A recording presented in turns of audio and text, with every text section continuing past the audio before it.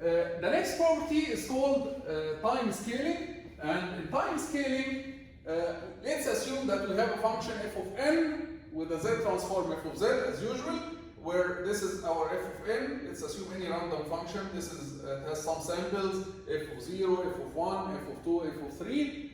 And then let's define another function, g of n equals f of n over k. So here we are going scaling in the time domain, right? Where k here, we are going to consider only one case where k is a positive integer.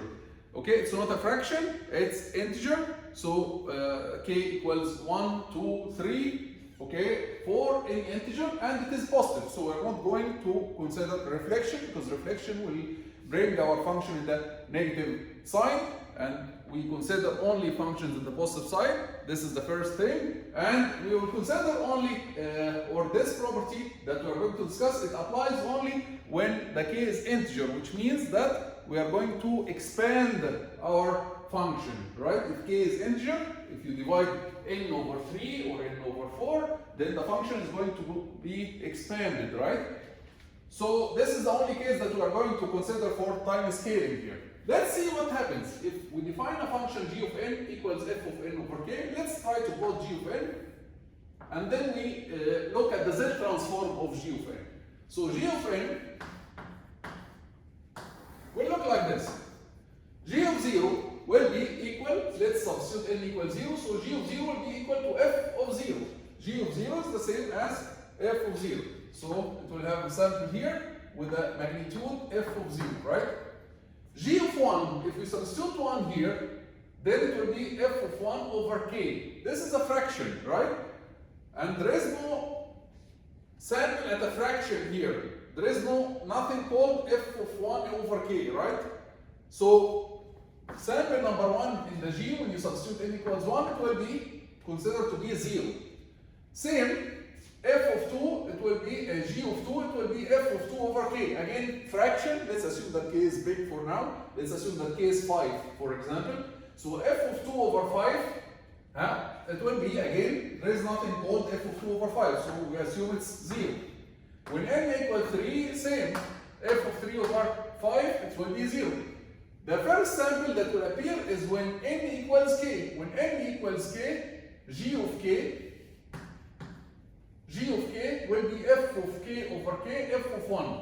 So g of k will be equal to f of 1, which is this sample. And then you will get zeros again until you reach n equals 2k. Until n equals 2k. When n equals 2k, g of 2k will be f of 2k over k, which is f of 2, right? G of 2k will be equal to f of 2. So sample number 2, f of 2, will appear at 2k now. And then what do you expect? F of 3 will appear at 3k, right? You will get zeros, and then at 3k, you will get f of 3, right? So g of 3k will be equal to f of 3. So now what happened to our function is we expanded our function. But because this is a discrete time function, when we expanded it, the samples in between, they became 0. They are assumed to be 0 because they didn't exist in the original function, right? So they are assumed to be 0. Now let's calculate the z transform of this. Let's calculate the z transform of g of n, which we will call g of z. It will be the first sample, which is f of 0, multiplied by z to the power 0, plus the zeros, and then the next non-zero sample will appear here at k, so it will be f of 1, multiplied by z to the power negative k, because this is sample number k, right?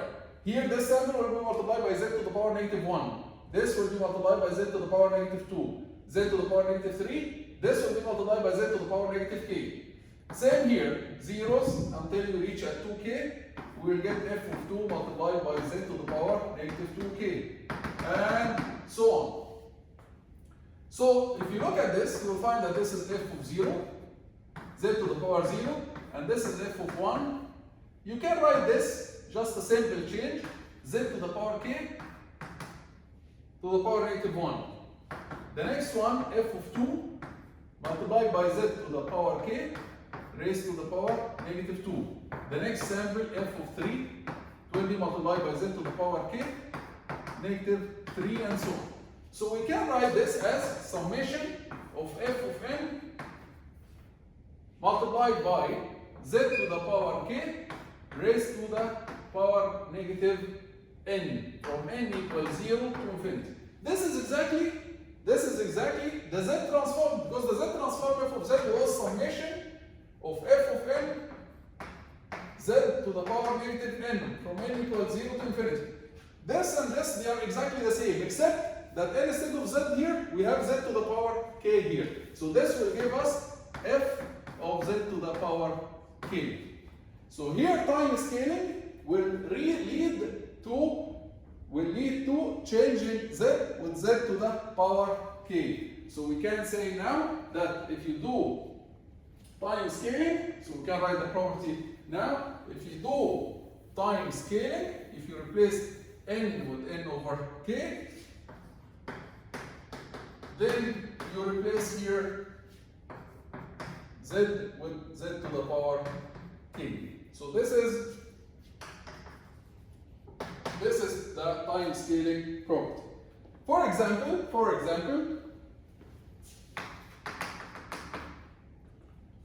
we know that a to the power n, it has a z transform of z over z minus a. Z over z minus a. And let's assume that this is a function called f of n. F of n equals a to the power n. Now find the z transform of a to the power n over 2.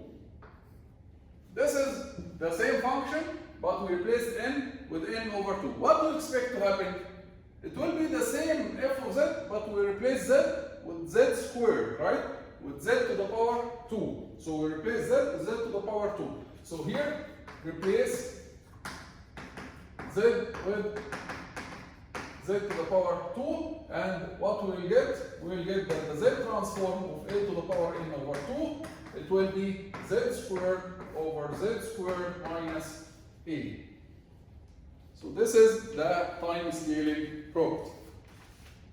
Another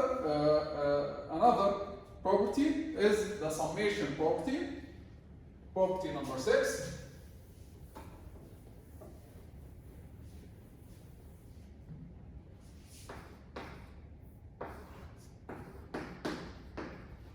Summation property. This is similar to the integration. Summation means that you are generating a new function from the old function by summing this function. So let's assume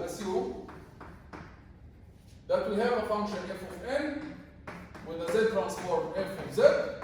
Then if we have another function g of n, which is summation of f from f of k here, because we need to use another dummy variable, from k equals 0 to n, then its z transform will be z over z minus 1 multiplied by f of z.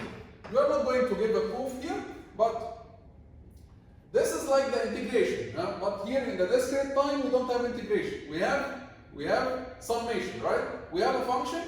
The integration of this function, which appears here as a summation of this function from 0 to n, when you integrate in the time domain, then you multiply in the z domain by z over z minus 1. Just to be clear, let's solve an example. We know that, very simple example, delta, it has a z transform of 1, right? Delta has a z transform of 1. Example. So we know that delta n, it has a z transform 1. What about delta n minus n naught? It has a z transform 1 multiplied by z to the power negative n naught, right? And delta n minus n naught, it appears as one sample at n naught, right? And then zeros. This is delta n minus n naught. What about the summation? If I sum delta k minus n naught for k equals 0 up to n, what does it give me? What does it give me? Summation from 0 up to n. If I sum from 0 up to n, where n is less than n naught, if I sum up to here, it's 0, right? If I sum 0 plus 0 plus 0, it's 0. Where if I sum up to sum n greater than or equal to n naught, so if I sum from 0 up to, let's say, n naught or n naught plus 1, the summation will be 1, right? So what is this? What is this? What is the function that is zeros up to n naught minus 1, and starting from n naught it will be 1. It's a unit step shifted, right? So this is exactly a unit step shifted by n naught. This is very similar to that the unit step is the integration of the delta, but here we are doing it in the discrete time. The summation of the delta function from 0 to n is going to give you 0 if n is less than n naught. It's going to give you 1 if n is greater than or equal to n naught. So the summation of the delta is unit step. Very good. Right. So now if we want to obtain, we can say that unit step is the summation from k equals 0 to n delta k minus n naught. Let's apply our property. The delta n minus n naught, it has a z transform z to the power negative n naught. Now the unit step is the summation of this, summation of the delta, right? Then the z transform of the unit step, this is our unit step, this is our delta.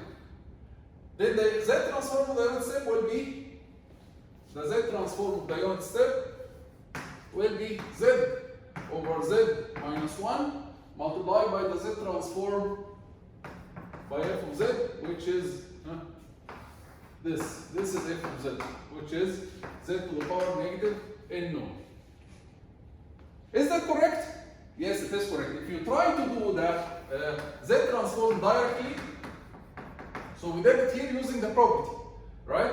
If you try to do the z transform of this function directly, this is a unit step, and the unit step, it has a z transform of z over z minus 1, and because of the shift, you are going to multiply by z to the power negative n naught because of the shift, right?